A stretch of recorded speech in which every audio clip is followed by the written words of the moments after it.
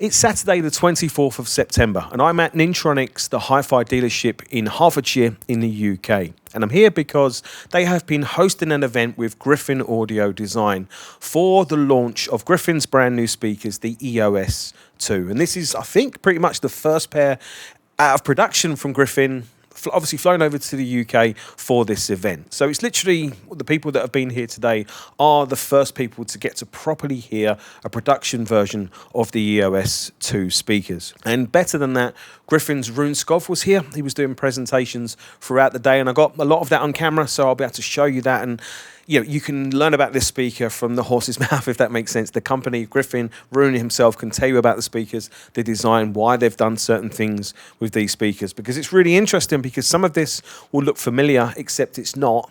And some of this might look familiar, except it's not. It's a really, really interesting speaker, this one. That's really shocked everybody that's been in here today. So there's been a hell of a lot of people here today, 40 or 50 different people, men and women, different ages, and everybody, for once, all these different audiophiles have had consensus about the sound quality of the system and these speakers. Now, the hi-fi system that's been playing, it's a next level hi-fi system, a really high value, extremely good hi-fi system to try and obviously get the best out of the EOS 2 speakers for the purposes of the demo, which has been fantastic. But obviously the speakers still have to deliver the sound. And we're listening in a pretty big room here at Nintronics HiFi Dealership. And these, quite small speakers that I could easily fit in my listening room, have filled this room with sound. But in a way, not just filling it by shouting sound at you, they've filled it with a sound that's controlled, precise, really detailed, smooth and rich and bold, with an incredible bass that's just kind of sitting on you the whole time with this lovely presence, tight and controlled. And it's been an unbelievable day actually of listening to music, all sounding fantastic, a whole variety of music, all sounding totally unbelievably fantastic actually. And I was speaking to some of the guys that were here and I was saying that, I will talk about this on camera and people watching this video probably won't believe me for saying that, but I'm hoping some of the people that have been here today can, leave comments in the comment section to back up and support my claims, because this has been an unbelievable day of music for a standard, an extremely high standard. And by that, I don't mean like this really ultra analytical sound, far from it. Detailed, really, really wide soundstage. Good depth actually at times with the soundstage, but it's been the smoothness, it's been the scale, it's been the control, I assume, of the monoblock amplifiers with the preamplifier, the control of music. It just never loses its composure. It's composed regardless of the dynamic content, regardless of the demands of the music. There's control and composure and smoothness and grace and quality. I personally would love to review these speakers. I'm hoping that gets to happen. If you'd like to see me review these speakers once you've watched the rest of the video, leave a comment down below in the comment section. Hopefully I can, twist an arm and get some to do that. But I hope you enjoyed the video. I hope you enjoyed the presentation from Rune. I know some people would have loved to have had recordings of this system, but there's no way I could record this system to do it any level of justice. So what I'd suggest is, if you're interested in hearing this system, I assume it's going to be here at Nintronics now ongoing. So if you want to hear this system, speak to the guys, arrange to come in store and have a demo. You need to hear this sort of thing for yourself, this level of sound quality for yourself. If any of these products are of interest, speak to Nintronics, come and have a listen, because you'll not be disappointed. But that's it for me. I'm going to hand you over to Rune for a better presentation. Hope you enjoy the video. If you do, hit the thumbs up button. Obviously subscribe to the channel if you haven't already, or if you'd like to see more videos like this. And yeah, thanks for watching. See you soon.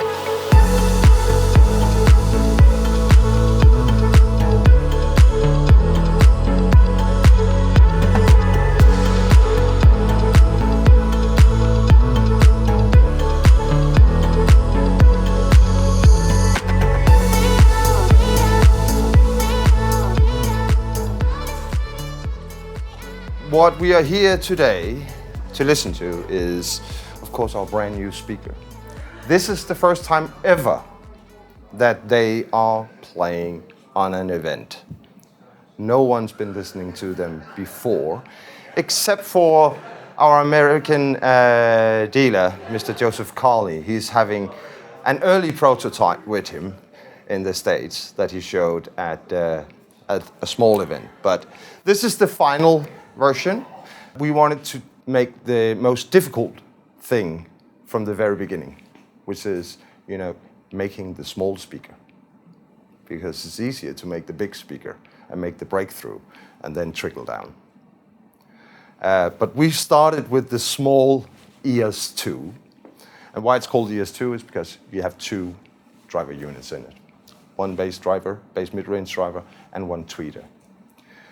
For the first time ever in the company's history, we are swapping materials. And we are using a very, very large beryllium dome tweeter. It's 34 millimeters, which is a large one. And when you see some of the others, they're just like tiny, tiny. But it needs to cover a big spectrum. And you need to have a big dispersion due to the design of it. And it also needs to fit. The beryllium tweeter was actually the first one to be chosen, and then the bass driver. The bass driver, it is a carbon, it's a thin ply carbon diaphragm. It is made by Composite Sound in Sweden, which is, this company is a spin-off of a much larger corporation. And this corporation, they are making carbon fiber parts to Formula One industry and so on. But Martin, who is the CEO of Composite Sound, he's also an audiophile. He was building speakers when he was young. And he convinced the board to create this company within inside, the big company. The cool thing about this carbon fiber diaphragm is it has no own sound, doesn't have a character, and that's why it fits so well with the beryllium tweeter. Today, when building a diaphragm like this, you can actually go into your computer, because it's computer designed, and you can pinpoint on the diaphragm where you want to have lightness, where you want to have stiffness, where you want to have damping, just by clicking. And normally you cannot do that. And all those 3 parameters, they're working against each other. Stiffness goes against the damping factor, lightness as well. So you have so many parameters that all works against each other. They all want to fight each other, but by having the ability to say, okay, here we're going to have a lot of damping. Here it's less important. We'd rather make it light here. Here we're going to make it stiffer. Just do it like that. Then we have, you have probably seen this diaphragm on other speakers like Rockport and Pearlstein and so on. It's the same type of diaphragm, but we have made some changes to it, that we have this impulse response ring right here. And the impulse response ring is made out of the same material as we are using for parts of the spikes here. It's called POM. And it's CNC machined. It adds more weight to the diaphragm. And normally you would say, oh, that's bad to make the diaphragm heavier. But it's attached right on the voice coil.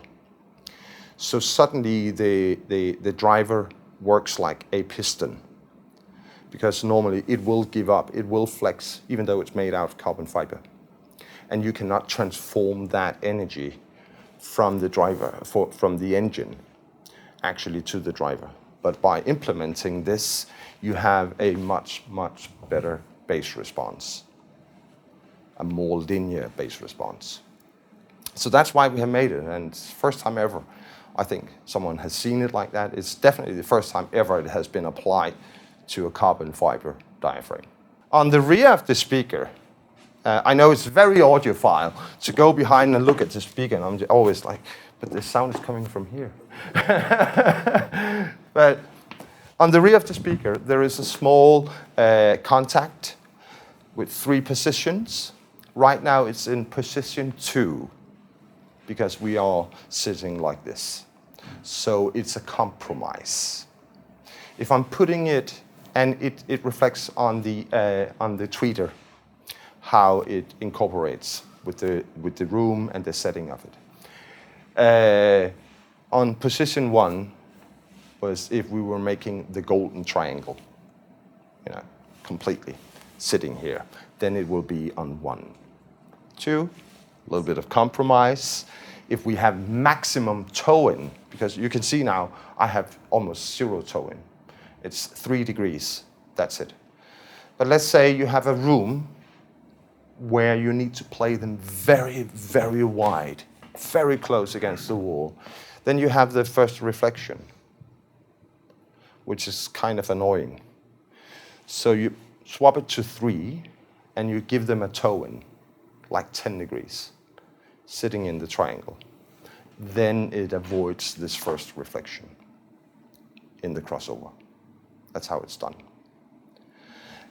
We also have this tunnel port system. And you can see I'm playing them very close to the rear wall. I can actually play them like this to the rear wall. Then I will probably close the rear port. I will take off this one, apply it to the back, and open for it, because it's a tunnel port system that we are using. So it becomes very, very, very easy to integrate into any room. So even though it's made for smaller rooms, it can fit into, you know, also quite large room like this one. So that's the idea behind it. I was also talking about, this is not just the new materials we introduce. Of course, carbon fiber is not new to people, but we have incorporated materials like compact laminate in the crossover. So the crossover is mounted on compact laminate on constrained layers in the foot, so it has 0 contact with the actual enclosure. And compact laminate is super, super good for treating resonances. We are also using compact laminate for the feet. For the first time ever, they are not made out of aluminium. It's compact laminate that has been CNC machined. And compact laminate is hard-pressed, compressed paper with glue in between. And you have to CNC it. You cannot use a saw. Then you will break the saw. So that's also new, and that has done to improve the resonance control of the speakers. This part around here, the tweeter, that's also made from compact laminate.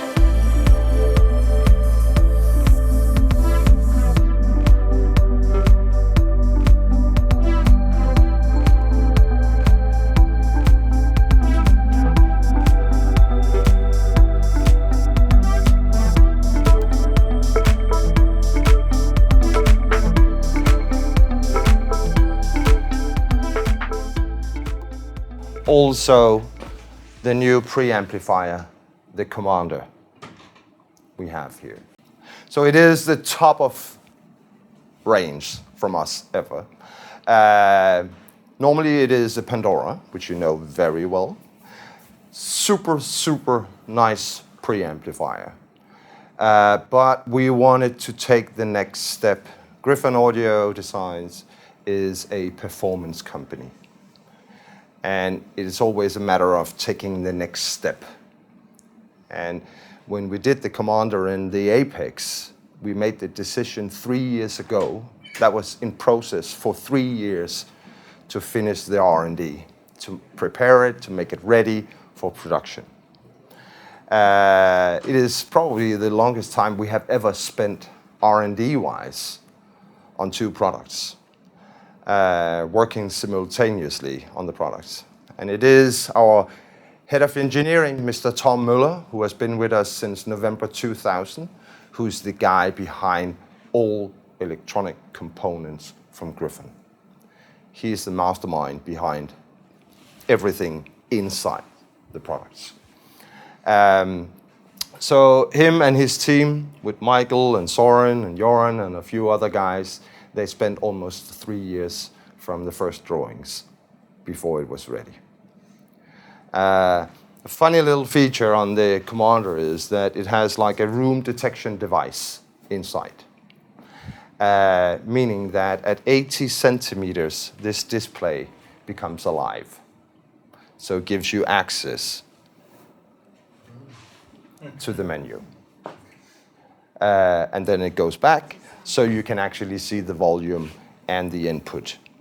That's a new thing. And it's not 83 centimeters, it's not 82 centimeters, it's 80 centimeters, bang on. So that's a new thing. We have never worked with stuff like that before. I think no one has seen it before. We have also done some new things because we went from acrylic displays, touch displays, now it's tempered glass. And we are working with a lot of aluminum. Normally you will see a Gryphon with lots of acrylics on it. It's been acrylics for 35 years, something like that. This is the power supply for the Commander. So in total it's like 92 kilos of preamplifier. So it's a beast. You have 4 massive toroidal transformers inside. Right now it's only running 2 of them. But it's prepared if you want to hook up like a Legato Legacy phono stage, or maybe in the future a super DAC or something like that. So it's prepared for that. So you just turn on the additional pair of toroidal transformers inside the preamplifier and make them alive. So that's some new stuff as well.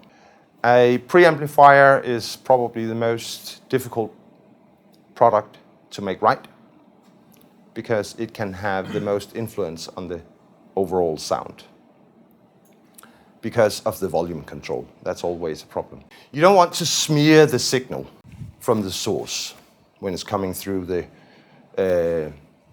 preamplifier, going out to the power amplifiers. You don't want to add anything. You don't want it to do anything. It should just be quiet, like it's not there. That's a good preamplifier. You can't hear the preamplifier because it's only controlling. And that's what it's all about with the Commander. It's just controlling. It's not there. And like I explained to you before we went here for the presentation, is that it is the biggest leap we have done ever from one reference product to another. And that's for sure. It's massive. Of course, it also have a higher price tag. That's the reality. Whenever you see an internal wire, we are using silver gold alloy technology, which we are using in our cables as well. It's the exact same metallurgy that we are using. So it is silver where you have infused gold in all the cracks. Because silver, when you take it, you cut it through and you look through a microscope, you will see a lot of small cracks into it. But when you're having gold infused in all the cracks, you will not have any corrosion or oxidation of the silver. You can actually leave the bare silver wire in the open and it will not turn black like your silverware at home. That type of metallurgy we have actually been using in our amplifiers for 23 years. We've never talked about it. And that's why we are using the exact same metallurgy in all our cables like we're using in the amplifier. So it is Vanta cables you will have here when you see a wire. And why do we want that? Is to maintain the exact same metallurgy from the very beginning to the very end. Because when you add a different type of metallurgy or a different type of wire, you change the character of the amplifier. So a speaker wire should actually be mentioned as an amplifier wire because it is an extension of the circuit board, of the actual circuitry. This is where it ends, 3 meters after the actual circuit board. And we want to have that same character all the way through. Commander and Apex power amplifier, they're both supplied with top-of-the-line power cords from us. They come with Vanta standard. You have 2 Vanta power cords in the box. Because they are true dual mono, pure class A, completely mirrored designs, so you can actually saw it in half and you will still play music in both channels. That's how it's built. And of course, we believe in pure class A. We've been doing that since 1985. and we are sticking to that because it sounds better. When you have all the power available at all time, all frequencies, all levels, it gives you a lot more dynamics. Even at low levels, you will have the exact same level of details and dynamics than at a higher level. You just increase the volume, but you have the same level of dynamics because it's running flat out all the time. And in this case, with the Antillean Evos right now, yes, they might take close to, I think, as a pair, 1.3 kilowatts from the wall every hour.